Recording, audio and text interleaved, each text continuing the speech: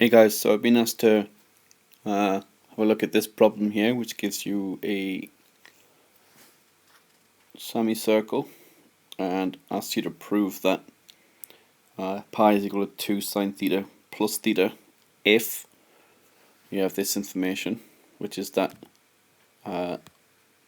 this area of the segment x is equal to this area of the triangle y, and this angle between B or C is equal to theta. Well, the first thing we need to do is gather the information we have in the question.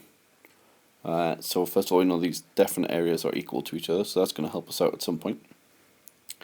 Other things we know is this length here, and that would be the radius of the circle.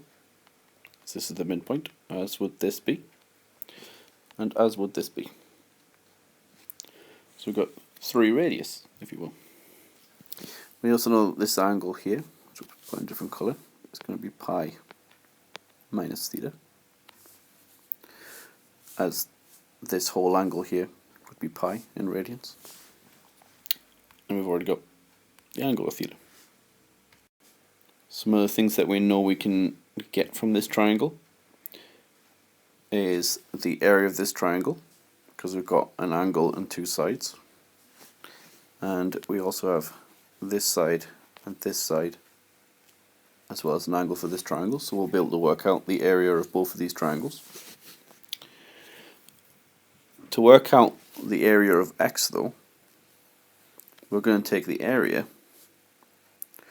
of this segment here. Sector. So this sector here is made up of that segment plus this triangle. So therefore, if we work out the area of the sector and minus the area of the triangle from it, we'll be left with the area of x, the segment. So all that information together, we've got our 3 sides that equal the radius. We know the area of x is equal to the area of y. We know that this is the formula for the area of a triangle. And the area of a sector is pi r squared times the ratio of the angle of the sector divided by the angle of a whole circle. So if you had half a circle, then it would be pi over 2 pi, so it would be half the area of a circle. Okay, so with all that information in mind, we're going to start off with n equals sign. And we know that, I'm going to use a bit of shorthand here, the area of y is equal to the area of x. Well, y is a triangle, so we can automatically write down the area of the triangle as a half times the 2 sides of the between the angle, well, the angles between, sorry, which are both equal to r, so we've got r times r, so that's r squared, times by sine of the angle, which is sine theta. So the area of that triangle y is a half r squared sine theta. Now, the area of the segment, a little trickier to get. And I'm going to do this, because it requires a little bit of room here. Okay, so we're going to look at the area of the sector. We're going to minus off the area of the triangle, what was it? AOC, I believe. So, area of the sector, like I said before, we're going to have pi r squared. Oops, pi r squared. That's naughty. Very cool. Times by the ratio. Well, the angle that we have there is pi minus theta over 2 pi. Minus the area of this triangle, which is a half. And if you look again, you persuade yourself it's a half r squared, and then sine of the angle, which is pi minus theta. Okay, starting to get there.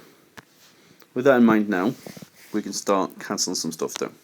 So we've got a pi here, I can cancel that pi there. I hope you can see that if we set all of this equal to this, which it still is, then we can also cancel down some r squareds and some halves. And that leaves us all with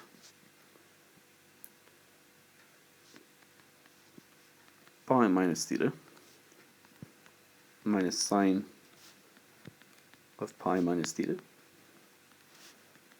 equals the sine of theta. Okay, the last trick is remembering the trig identity for this.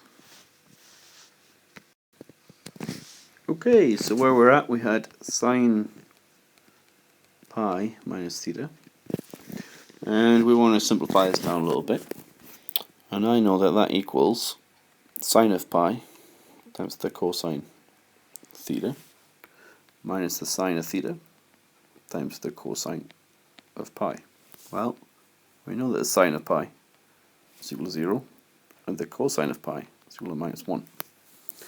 So anything times by 0 is obviously 0, and sine of theta times by minus 1 is minus sine theta times by this minus here leaves us with this knowledge that sine of pi minus theta is actually equal to the sine of theta.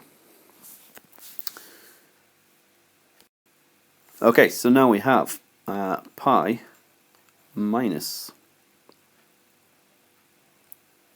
theta minus the sine of pi minus theta equals the sine of theta. That's where we're up to. But we've just proven that this is the sine of theta. So with some rearranging, I'm going to add theta to both sides. And I'm going to add the sine of theta to both sides. And that leaves you with pi equals theta plus 2 sine theta, which is what we wanted to show.